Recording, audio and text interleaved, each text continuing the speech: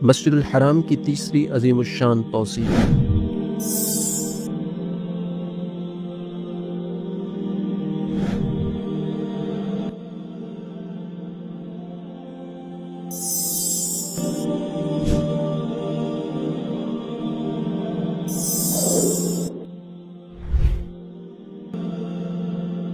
رمضان المبارک 1446 ہجری بمطابق 2025 کے دوران ڈرون کیمروں سے حرم مکی کی بنائی گئی وائرل ویڈیوز نے مسجد الحرام کے جمال اور جلال دونوں کی دھاک بٹھا دی ہے۔ فن تعمیر کا ایسا شاہکار شاید ہی دنیا نے پہلے کبھی دیکھا ہو۔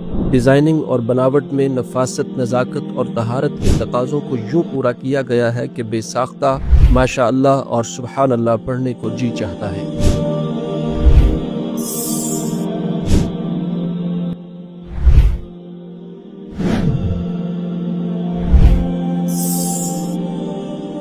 اس تعمیر کا آغاز 2 دہائیاں قبل ہوا تھا۔ یہ منظر بنتے بنتے بنا ہے۔ خادم الحرمین الشریفین ملک عبداللہ بن عبدالعزیز آل سعود رحمہ اللہ کے حکم پر 17 سال قبل 2008 میں سعودی یونیورسٹیز کے پروفیسرز اور بین الاقوامی ماہرین کی ایک ٹیم تشکیل دی گئی، جس میں دنیا بھر کے نمایاں ٹیکنیشینز، فیلڈ سٹڈیز کے ماہرین، ڈیزائننگ کے اسپیشلسٹ اور بین الاقوامی کنسلٹنگ فرموں کے سربراہان شامل تھے۔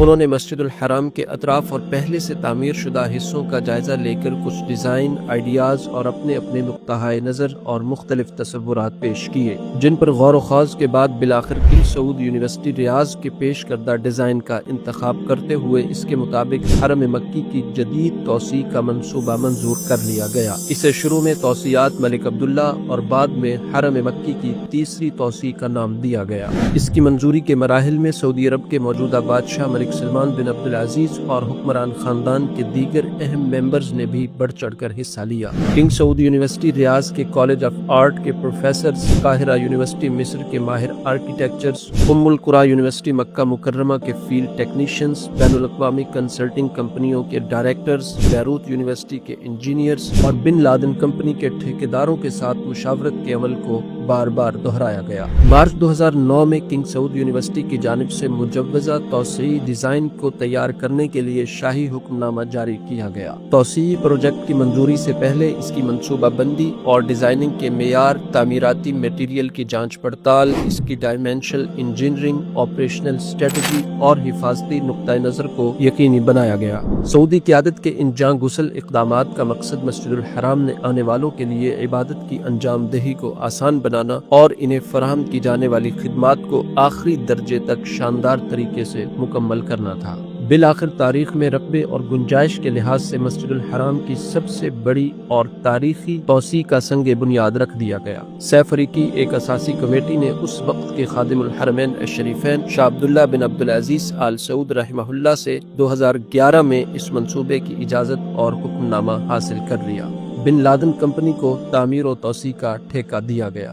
بعد ازاں جنوری 2015 کو خادم الحرمین الشریفین ملک عبداللہ بن عبدالعزیز آل سعود کا انتقال ہو گیا اور کام عارضی طور پر روک دیا گیا۔ سعودی عرب کے اگلے فرمانروا اور موجودہ خادم الحرمین الشریفین ملک سلمان بن عبدالعزیز آل سعود نے حلف اٹھانے کے بعد 30 مئی 2015 کو مسجد الحرام کے توسیع منصوبے کے مراحل کا جائزہ لیا اور صحن کعبہ میں کھڑے ہو کر کہا کہ میں شاہ عبداللہ کی وصیت پر عمل کروں گا، جیسا کہ انہوں نے مجھے مکہ مکرمہ میں منصوبوں کی ذمہ داری سونپی تھی۔ چنانچہ مئی 2015 کے بعد توسیع منصوبے پر دوبارہ کام کا آغاز کر دیا گیا۔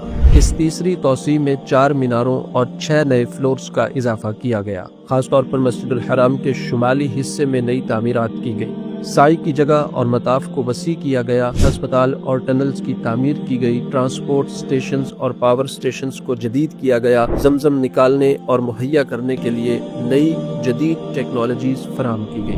توسیع میں 3 نئے دروازے شامل کیے گئے، جن میں سے ہر ایک 2 طویل و عریض پروں کے ساتھ کھلتا ہے اور ہر ایک کا وزن 18 ٹن سے زیادہ ہے۔ انہیں ریموٹ کنٹرول کے ذریعے چلایا جاتا ہے۔ یہ دروازے حرم اسپتال کے سامنے اور پیدل چلنے کے لیے بنائی گئی ان سرنگوں سڑکوں کے درمیان واقع ہے جو حرم کو الحجون اور جروال کے علاقوں سے جوڑتی ہیں۔ توسیع خدمات میں 5 نئی ٹنلز بھی شامل ہیں، جن میں سے 4 نمازیوں اور زائرین کی آمد و رفت کے لیے ہیں، جن کی کل لمبائی تقریباً 5300 میٹر ہے۔ اس توسیع میں نئے power stations, back up generators, water cooling اور پانی کا ذخیرہ کرنے کا سسٹم بھی شامل ہے۔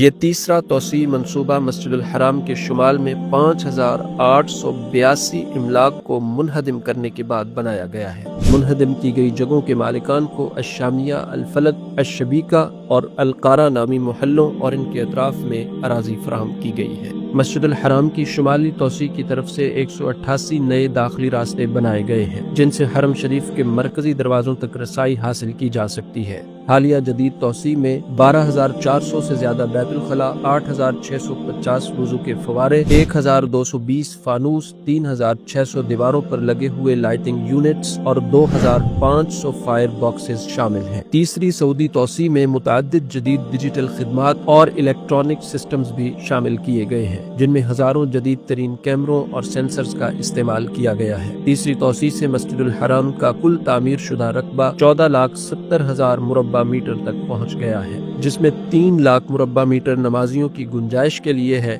جبکہ باقی نمازیوں کی رہائش کے لیے مختص کیا گیا ہے۔ تیسری سعودی توسیع میں سعی کا رقبہ بڑھ کر 57,000 مربع میٹر ہو گیا ہے، جس سے 1 گھنٹے میں 70,000 سے 1,18,000 تک زائرین کی سعی کی گنجائش پیدا ہو گئی ہے۔ جیسا کہ پہلے بتلایا گیا ہے کہ حرم مکی کی حالیہ توسیع تاریخ کی سب سے بڑی اور سب سے مہنگی توسیع ہے، جس کا آغاز خادم الحرمین الشریفین ملک عبداللہ بن عبدالعزیز آل سعود رحمہ اللہ نے کیا تھا۔ ان کی وفات کے بعد اسے خادم الحرمین الشریفین ملک سلمان بن عبدالعزیز آل سعود حفظہ اللہ نے جاری رکھا، جبکہ آخر کے کچھ سالوں میں سعودی ولی عہد شہزادہ محمد بن سلمان نے اپنے والد شاہ سلمان بن عبدالعزیز کی ہدایات کی روشنی میں اس پروجیکٹ کو پایہ تکمیل تک پہنچایا۔ آج یہ مسجد الحرام کی عظیم الشان توسیع عمارت دنیا بھر کے مسلمانوں کی عبادت کے لیے تیار ہے۔